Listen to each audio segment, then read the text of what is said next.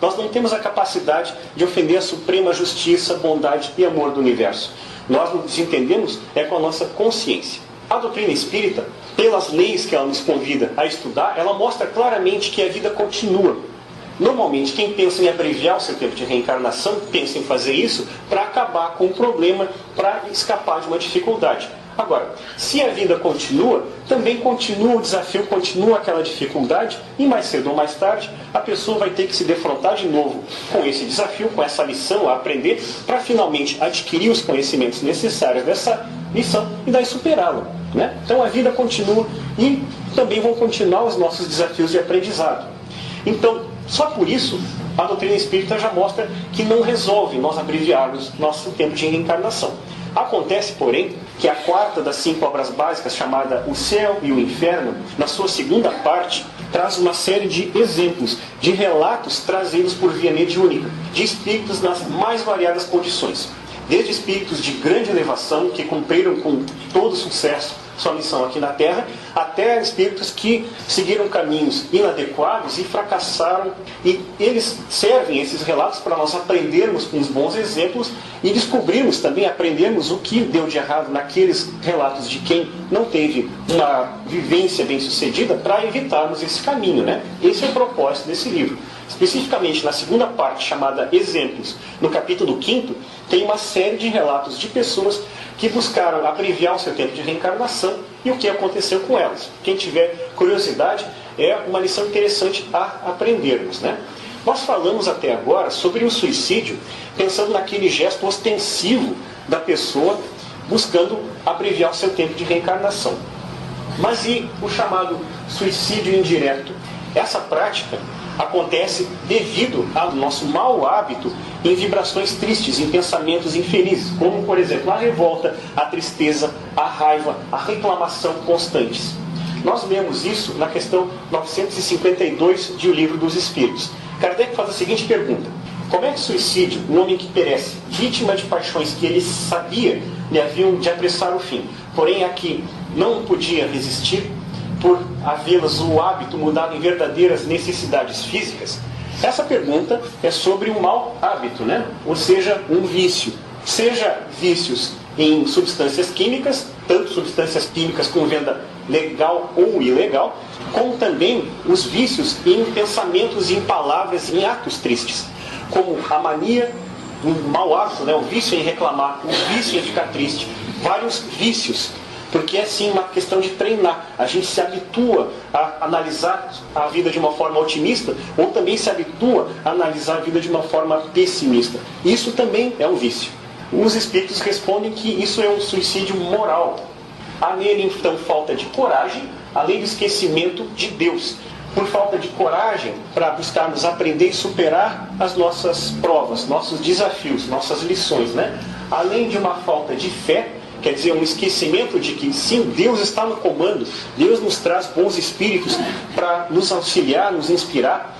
E sim, eu já venho há milênios superando provas e vou superar mais essa aqui também. O esquecimento disso, essa falta de fé, faz com que algumas pessoas busquem fugas, né? Maus hábitos, vícios, tanto em substâncias químicas quanto em vibrações, em pensamentos tristes. Isso tudo nos retira energia vital. Retirando nossa energia vital, vai fazer com que o nosso tempo de reencarnação seja abreviado. Então os nossos objetivos, nossas missões vão ficar mais difíceis de ser cumpridas, porque nós encurtamos nosso tempo de reencarnação, inclusive de uma forma voluntária. Complementa muito bem esse ensino o livro No Mundo Maior, de autoria de André Luiz, também trazido pela mediunidade de Francisco Cândido Xavier. No seu capítulo 16, nós lemos assim: temos neste domínio um gênero de suicídio habilmente dissimulado, quer dizer, disfarçado, a autoeliminação da harmonia mental pela inconformação da alma. Vemos então que se nós costumeiramente, de uma maneira habitual, ficarmos nos revoltando, reclamando, praguejando e nos entristecendo com todos os desafios que nos vêm, nós vamos abreviar o nosso tempo de reencarnação, porque nós vamos consumir indevidamente nossa energia vital. E isso é visto pelo plano espiritual como uma abreviação voluntária do nosso tempo de reencarnação.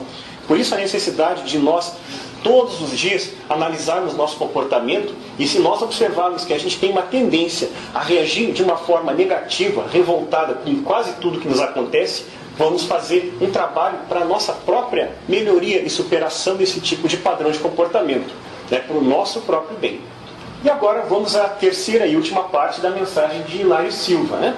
Nós tínhamos visto que o professor Rivaio, ou Allan Kardec, tinha aberto um embrulho e lá encontrou uma carta e junto com a carta um exemplar de O Livro dos Espíritos com a assinatura de duas pessoas que, ao lerem essa obra, desistiram da ideia de abreviar o seu tempo de reencarnação. O que acontece depois disso?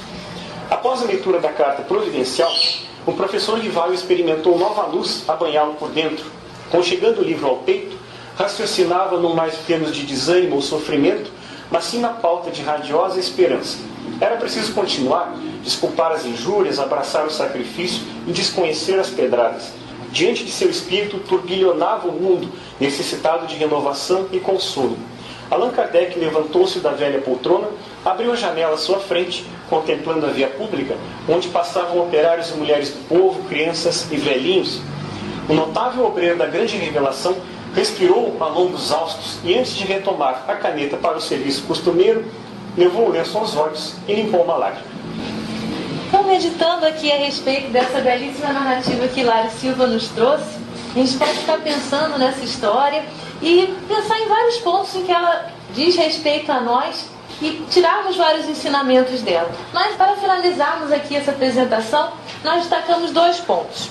O primeiro deles é em relação ao próprio codificador, Allan Kardec, e os opositores da doutrina espírita.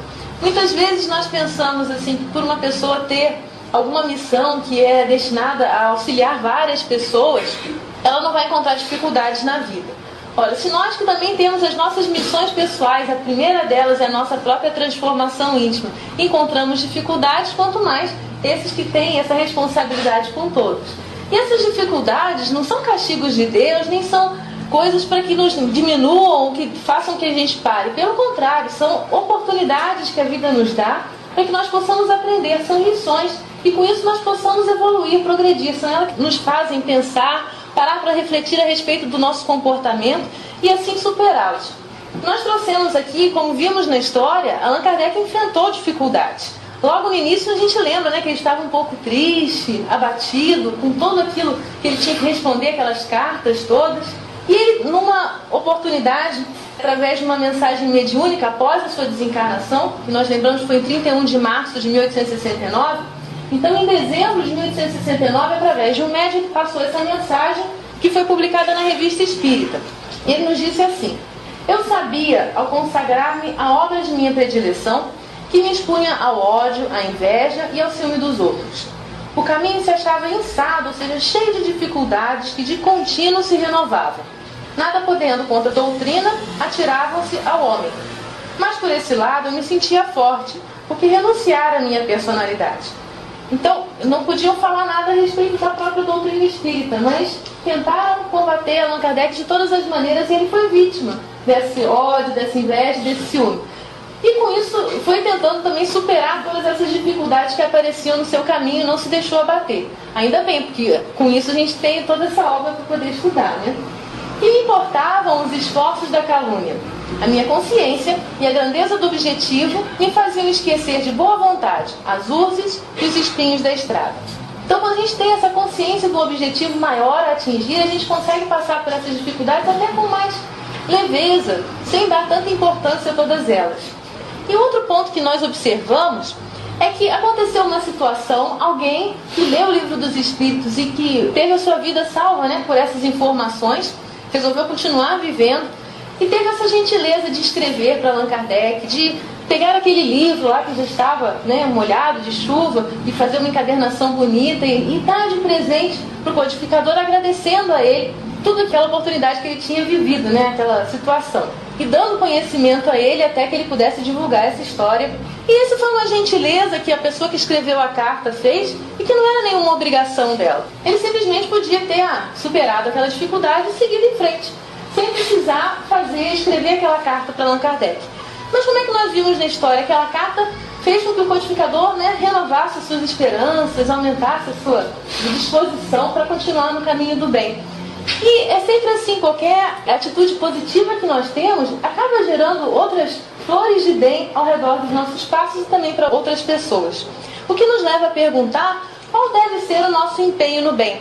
Será que a gente deve fazer o bem só o que é a nossa obrigação ou a gente pode se superar e fazer um pouco mais? Essa pergunta o codificador também direcionou aos espíritos lá na questão 642. Ele perguntou assim: para agradar a Deus e assegurar sua posição futura, bastará que o homem não pratique o mal, cumprindo bem as nossas obrigações e os nossos deveres, sem fazer mal? Será que isso já é suficiente? E os espíritos responderam: não. Cumpre-lhe fazer o bem no limite de suas forças, porquanto responderá por todo o mal que haja resultado de não haver praticado o bem.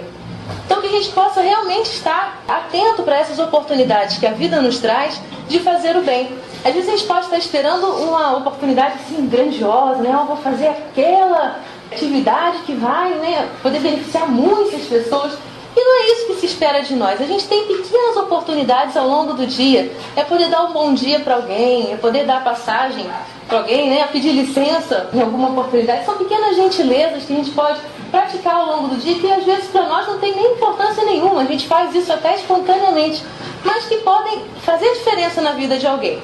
E se a gente ficar realmente atento agora a essas oportunidades que aparecem na nossa vida, a gente vai poder observar realmente que a gente pode fazer diferença de verdade na vida de alguém, como esse missivista fez, a pessoa que escreveu a carta, fez na vida de Allan Kardec, na história que nós vimos.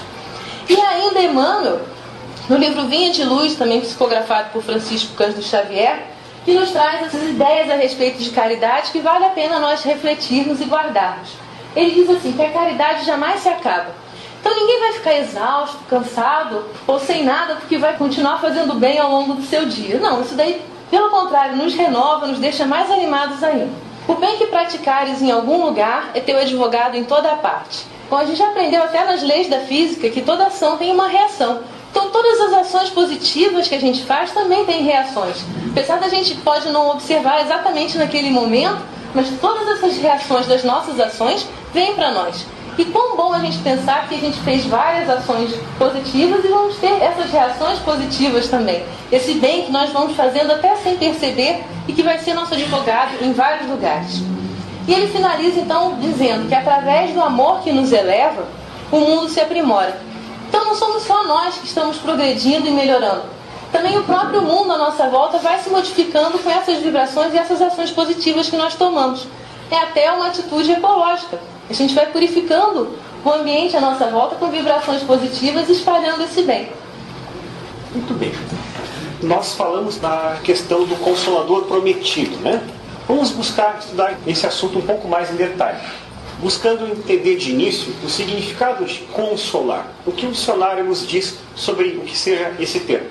O Aurélio nos diz que consolar é aliviar ou suavizar a aflição, o sofrimento ou o padecimento de alguém. Mas se nós buscarmos a origem da palavra, em muitos casos, nós aprendemos muito sobre o seu significado mais profundo.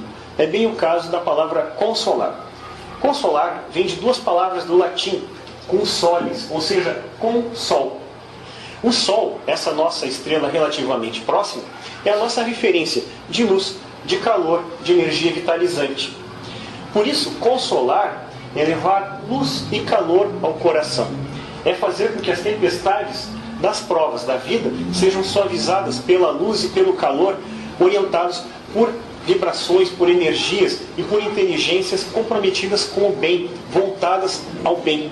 Vejamos que o significado mais aprofundado existe na palavra consolar e o bem que nós temos a capacidade de fazer, né?